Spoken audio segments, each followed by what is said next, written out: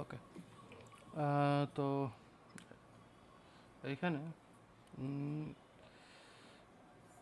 একটা কাজ করি, এই যে ফোল্ডারটা আছে, এই পাবলিক ফোল্ডারটাকে ধরেই ফেলি, তাতে সুবিধা হবে।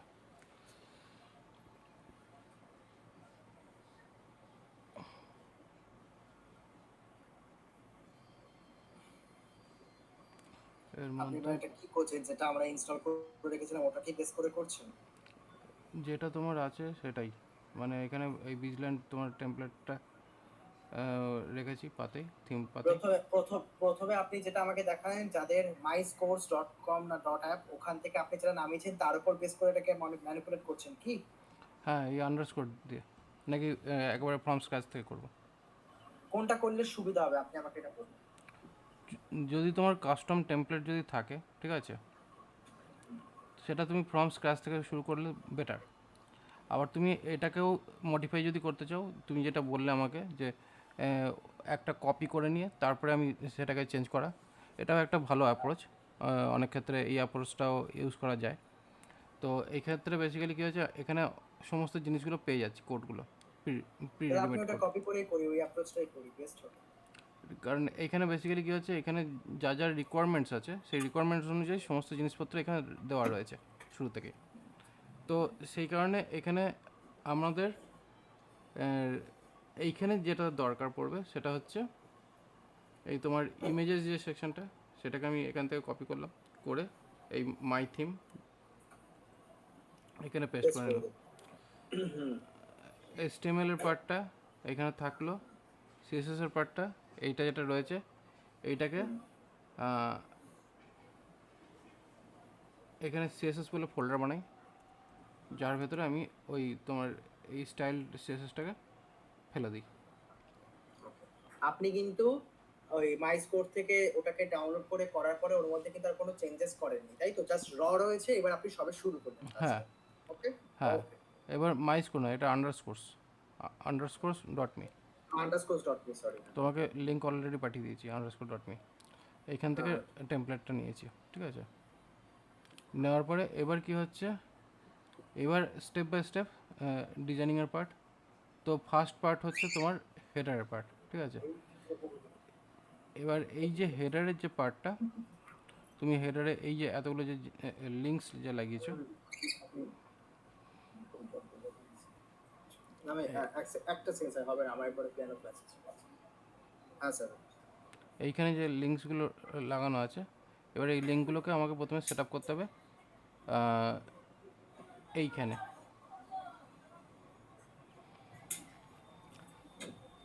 এইখানে যেমন কিনা এইটাকে আমি যদি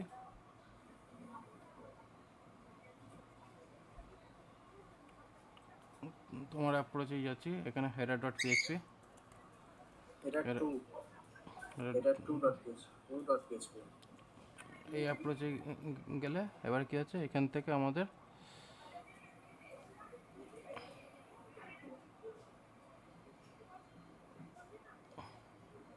HTML এর পার্ট, যেখানে এসটিএমএল এর কোন পার্টটা নিচ্ছেন? শুধু শুধু হেডের পার্টটা? ওকে, হেডের ওকে পার্টটা, স্যার।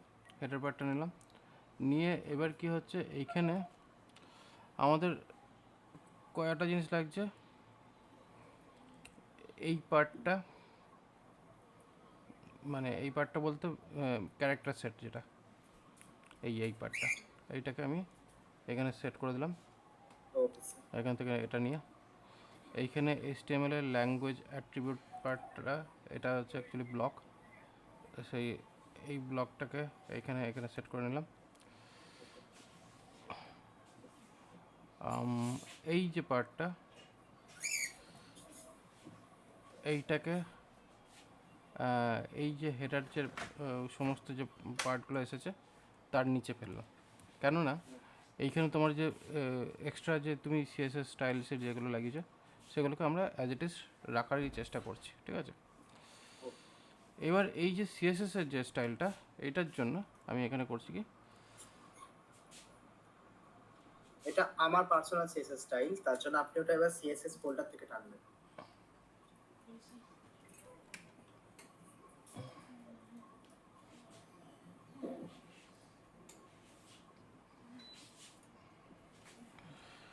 এইখানে হচ্ছে গেট টেমপ্লেট ডিরেক্টরি ইউআরআই, হ্যাঁ এটা নিয়ে এইখানে সিএসএস ফোল্ডারের মধ্যে কিন্তু এই ওটা স্টাইলটা। বাইরে চলে গেল তো স্যার, ওটা ভেতরে হবে না? কেন বাইরে? এটা ঠিক টিকেট আছে, সিনের ভেতরে হয় না ওটা? ভেতরেও দেওয়া যেতে পারে, বাইরেও দেওয়া যেতে পারে। ফুড প্র্যাকটিস কোনটা স্যার ভেতরে দেওয়া তো?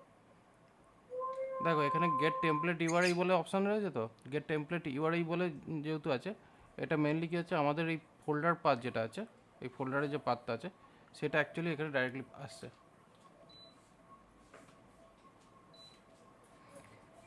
তো সেই টেমপ্লেট ডিরেক্টরিটাই মধ্যে থেকে অ্যাকচুয়ালি আমরা এটা করছি। তো এখানে অনলি টেমপ্লেট ডিরেক্টরিটার পাথটা পেয়ে গেলাম, তারপরে স্ল্যাশ করে সিএসএস স্টাইলসিট এটা বসানোটাই বেটার, এতে আমাদের বুঝতে সুবিধা হবে।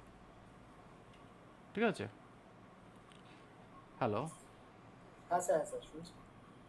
এটা এখানে রাখলাম। তুমি এখানে এই থার্ড পার্টি সিএসএসটাকে পরে বসাচ্ছ কেন?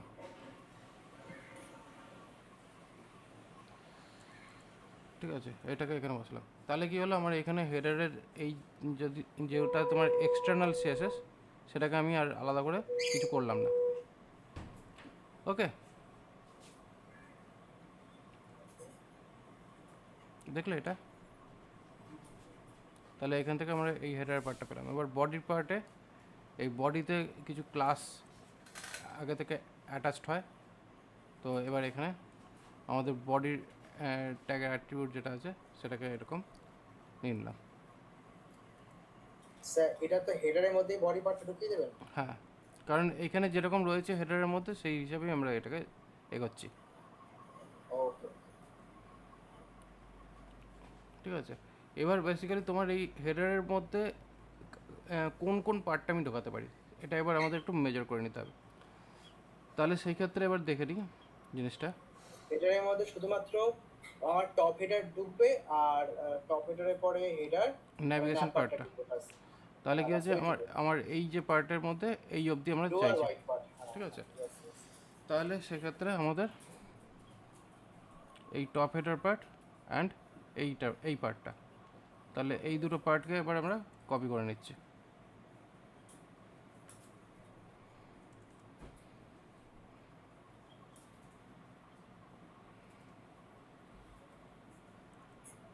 ঠিক আছে, এই দুটো পার্টকে এখানে বসিয়ে নিলাম,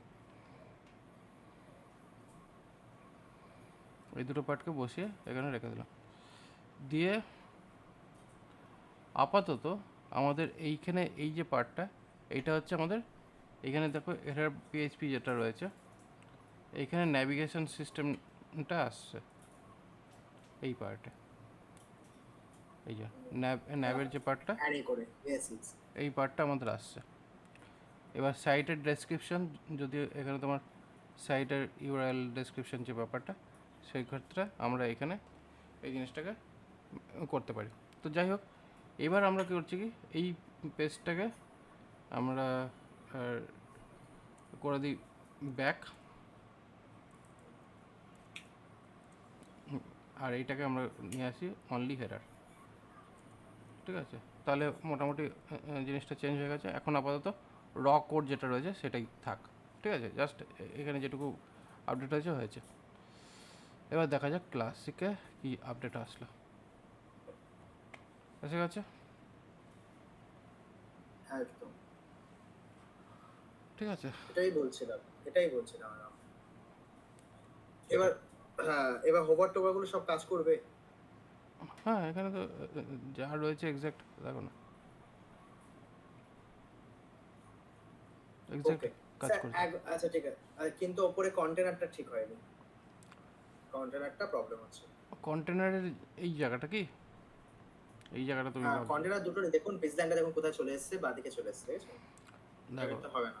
এবার এখানে যে কন্টেনারের যে পার্টটা যেটা এসছে, হ্যাঁ, এইখানে দেখতে ওটা হবে। অ্যাকচুয়ালি মেন যে কন্টেনার আছে, আপনি যেটা ডাউনলোড করেছেন, ওখানে কন্টেনারের যে সাইজটা ওটা মেপে দেওয়া হয়েছে। দেখুন আপনি যেটা নিয়ে এসেছেন, মানে কাস্টম যেটা নিয়ে এসেছেন না, ওখানে দেখুন কন্টেনারের সাইজটা কোথাও মেপে দেওয়া হয়েছে। এটা 1300-র মধ্যে রয়েছে, 1200 সামথিং রয়েছে। এটা এটা 1424 নেই। এটা কোন একটা সাইজের মধ্যে রয়েছে, তাই তো বলছো? হ্যাঁ হ্যাঁ, ওটা কন্টেনারটা মেপে দেওয়া আছে।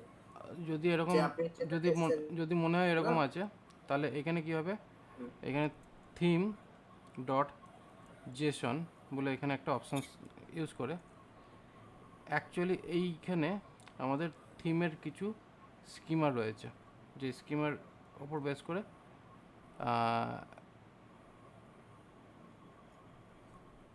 এখানে একটু ওয়ার্ডপ্রেসের থিম স্কিমার থেকে এই জিনিসটা আসছে, এই যে থিম ডট জেসন, এখানে এই গ্লোবাল সেটিংটার কারণে এই প্রবলেমটা হচ্ছে।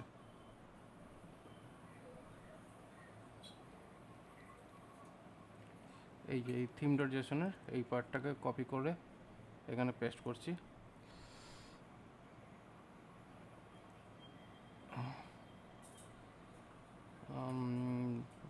এইটা হতে পারে, অথবা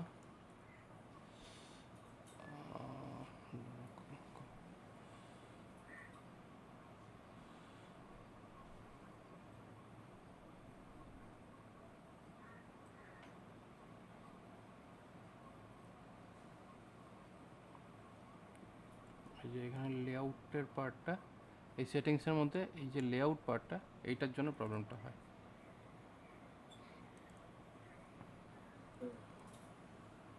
কন্টেন্ট সাইজটা এবার এটাকে আমি তো আপাতত নাল 1440 রাখলাম। করতে পারে। এবার এইখানে এটাকে 100% করে দিই আপাতত।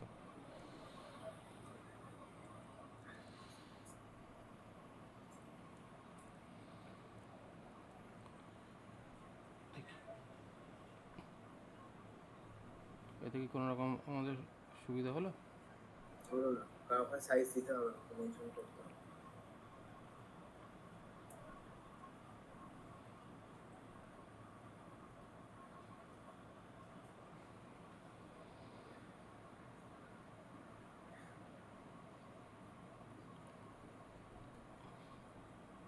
তোমার অরিজিনাল পেজটা থেকে এখানে এটা বেরিয়ে আছে, কিন্তু এখানে ঢুকে আছে।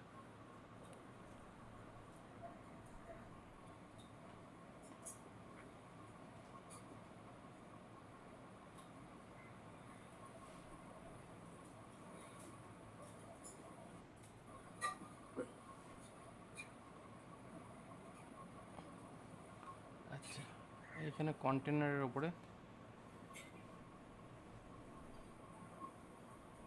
প্যাডিং, এটা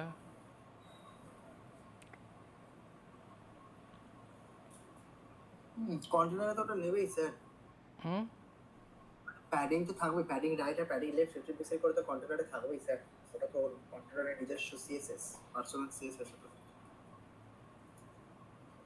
কিছু তো একটা প্রবলেম হয়ে আছে না, সেটাকে সিএসএস থেকে আচ্ছা দেখেই তো। আমাকে, আচ্ছা ঠিক আছে, এইখানটা একটা জিনিস বলুন স্যার, আপনি যখন ব্যানার, এবার এখন ব্যানারটা করবো স্যার, বা ভেবে হোম এবং ন্যাপবার যখন করলাম, এটা তো একটা এসিএফ লাগাতে হবে,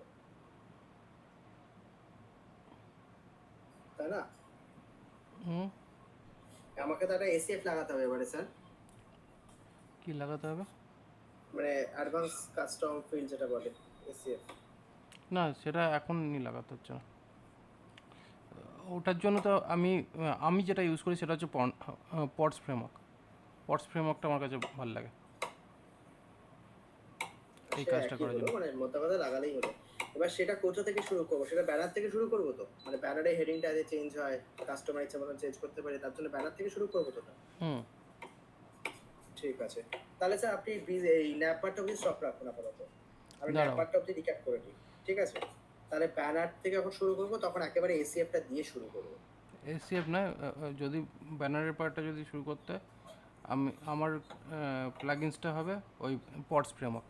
ও মানে আই মিন টু সে কি একটা কাস্টম ফিল্ড দেওয়া আছে, যেটা হুম, কাস্টমার ওখান থেকে ম্যানিপুলেট করলে ওখানে চেঞ্জ হবে, আমি হ্যাঁ সেটা হ্যাঁ বলছি। হ্যাঁ, ওটা হ্যাঁ ওটা সেটা, ওটা পটস ফ্রেমওয়ার্কটাই বেটার। সেটা যাই যাই হোক স্যার, সেটা নিয়ে কোনো এ নেই আমার, মোদ্দা কথা হচ্ছে তার ব্যানার থেকে তাহলে ওটা শুরু করবো। ঠিক আছে, পিজল্যান্ড একটা যদি হয়ে যায়, আর এরপরে আরেকটা ই কমার্স বানালেই আমার হয়ে যাবে, তাহলে আমার দুটো টাইপ দেখা হয়ে গেলে মোটামুটি আমার মানে অ্যাজ আ ফ্রেশার বা জুনিয়র আমি অ্যাপ্লাই করতে পারি। ঠিক আছে, ঠিক আছে, ওকে, তাহলে এই ভিডিওটা আমাকে একটু পাঠিয়ে দেবেন। হ্যাঁ ঠিক আছে। ঠিক আছে, ওকে স্যার। কল করলাম, এন্ড করলাম স্যার। তাহলে এইখানে এই ভিডিওটা কিন্তু ছোট ভিডিও আছে, কারণ হ্যাঁ এইখানে ঠিক এই আছে। পার্টটা করতে যতটুকু দরকার পড়েছে সেটুকুই। ওকে, তাহলে এই অবধি থাক। প্রথম থেকে ভিডিওটা নেই, প্রথম থেকে ভিডিওটা নেই। প্রথমে তো শুধু ওই প্রজেক্টটা ক্রিয়েশন, তারপরে তো ভাত বাকি তো গল্পই, তো আমি তো তারপরে এই এদিক ওদিক দেখছিলাম।